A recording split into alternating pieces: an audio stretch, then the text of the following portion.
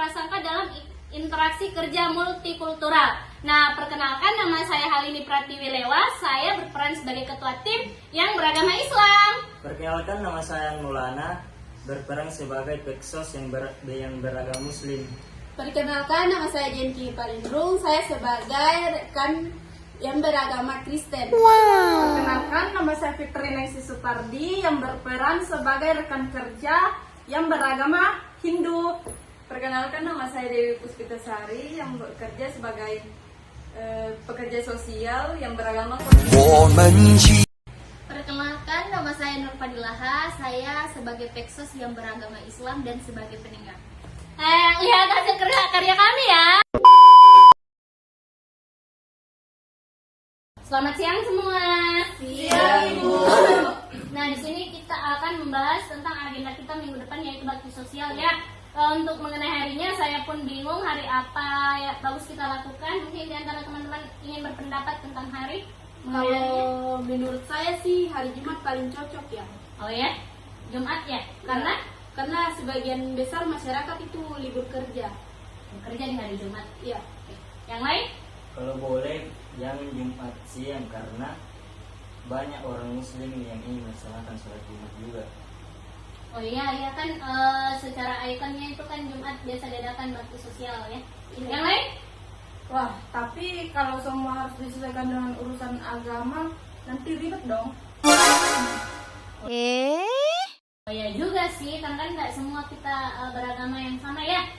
Mungkin itu maksudnya Aan itu supaya kegiatan itu lebih banyak diikuti kalau setelah sholat Jumat. Oh iya juga ya, setelah tapi siang nggak sih? Yang lain? Iya Masih juga ada? sih, tapi kalau terlalu banyak pertimbangan nanti susah menentukan jadwalnya. Oke, untuk jadwalnya nanti kita tampung dulu. Setelah itu kita bahas lagi nanti ya. Oke? Mari, selamat siang semua. Sebenarnya itu jadwalnya ada artinya sih kayaknya.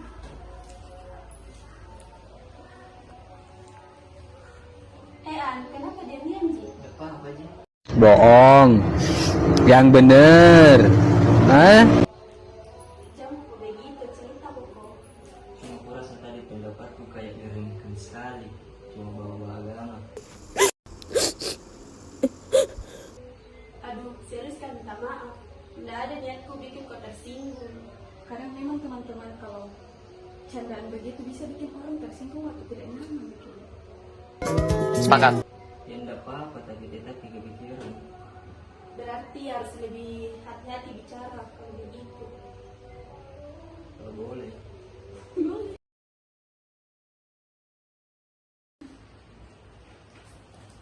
Bagaimana kalau minggu pagi saja kita turun lapangan?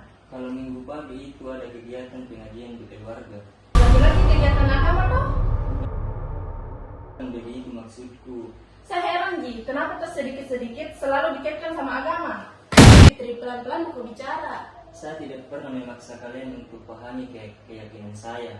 Saya hanya ingin kalian menghargai saya seperti saya menghargai kalian.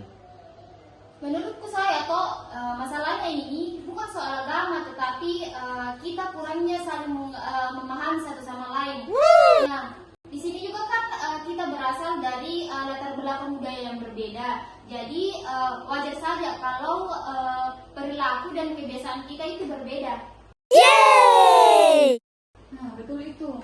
Kalau semisal sering baku salah paham, itu tidak akan terjalin nih kerjasama yang bagus.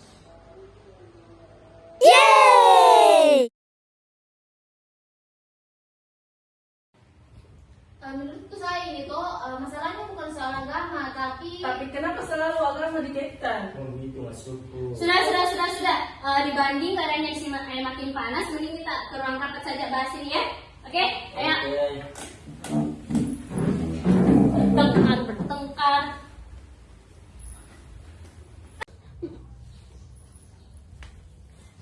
Oke, silakan duduk di tempat masing-masing ya. Nah, saya lihat tadi tuh di ruang kerja kalian berdebat ya. Nah, saya juga perhatikan semenjak rapat kemarin itu, setelah rapat itu saya lihat komunikasi kalian kurang baik ya. Itu karena apa ya kalau saya boleh tahu?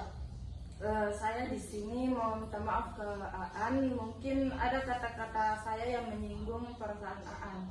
Saya juga minta maaf kalau terlihat sensitif. Nah, dalam tim multikultural itu teman-teman, perbedaan itu sangat amatlah normal.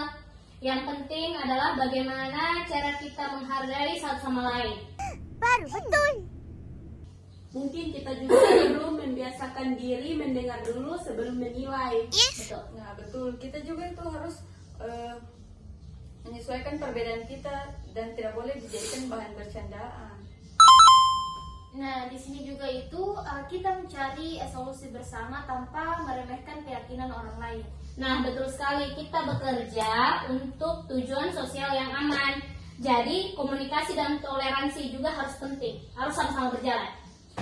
Baik, saya akan lebih berhati-hati saat berbicara ke depannya. Ya, harus. Saya juga akan lebih terbuka menjelaskan alasan pendapat saya. Ya.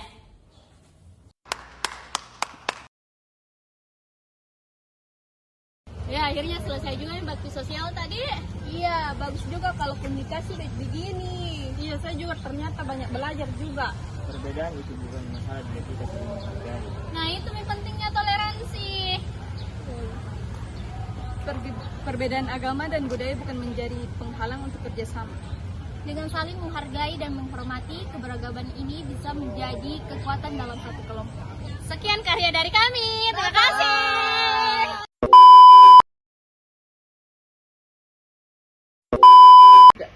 Nah, baik, di sini kami akan menjawab pertanyaan nomor 1, yang dimana pertanyaannya itu bagaimana stereotip agama dan budaya ini mempengaruhi komunikasi dalam tim yang multikultural. Nah, teman-teman, dalam kasus tersebut, stereotip agama dan budaya sangat mempengaruhi komunikasi dalam tim multikultural. Karena setiap individu membawa nilai, keyakinan, dan cara pandang yang berbeda dalam bekerja.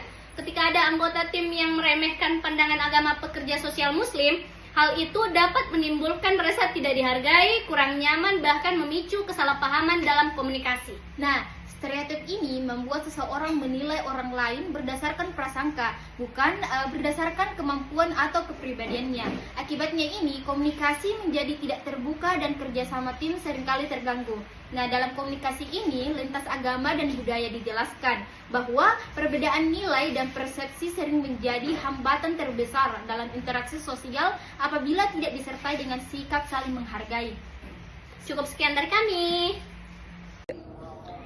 Nah, di sini kami akan menjawab pertanyaan yang kedua, yaitu apa saja tantangan yang dihadapi dalam komunikasi lintas agama di tempat kerja yang beragam dan bagaimana cara mengatasinya. Nah, dalam kasus tersebut ada beberapa tantangan dalam masalah tersebut dari materi navigasi komunikasi lintas agama dalam kasus tersebut. Yang pertama itu prasangka dan stereotip. Nah, di mana dalam kasus tersebut bisa meninggalkan keengganan berbicara atau membuat kerjasama tim tidak kompak akibat kasus tersebut. Yang kedua, perbedaan nilai dan praktik, di mana pada perbedaan nilai dan praktik dalam kasus tersebut memicu ketegangan atau konflik saat berdiskusi tentang isu keagamaan. Yang ketiga, kesenjangan kosakata. Dalam kasus tersebut ada kesenjangan kosakata yang membuat kesalahpahaman antar tim. Nah, cara mengatasinya yaitu dengan membangun komunikasi yang terbuka, menghargai perbedaan keyakinan, meningkatkan empati, dan membiasakan dialog antar budaya agar setiap anggota tim dapat memahami sudut pandang masing-masing. Baik, di sini kita akan menjawab pertanyaan dari nomor 3, yaitu apa yang dapat dilakukan oleh pekerja sosial tersebut untuk meningkatkan pemahaman dan toleransi dalam interaksi tim. Untuk meningkatkan pemahaman dan toleransi dalam interaksi tim, pekerja sosial memperkuat sikap saling menghormati dan tidak mudah menghakimi budaya manapun, agama rekan kerja lain. Selain itu, ia dapat aktif berdiskusi secara baik mengenai nilai-nilai yang dianut tanpa memaksakan keyakinan kepada orang lain. Pekerja sosial juga perlu mengembangkan kemampuan komunikasi antar budaya, seperti mendengarkan dengan empati, memahami perbedaan cara berpikir, serta menjaga sikap profesional dalam bekerja. Dengan adanya komunikasi yang inklusif dan toleran, hubungan kerja dalam tim multikultural akan menjadi lebih harmonis dan efektif. Nah, yang terakhir, teori yang cocok digunakan dalam kasus tersebut adalah teori komunikasi antar budaya dan teori interaksi simbolik. Nah, yang pertama itu, teori komunikasi antar budaya digunakan karena kasus ini membahas perbedaan agama, budaya, nilai, dan cara berkomunikasi antar anggota tim. Nah, teori ini menjelaskan latar belakang budaya yang mempengaruhi cara berpikir, berbicara, dan memahami orang lain.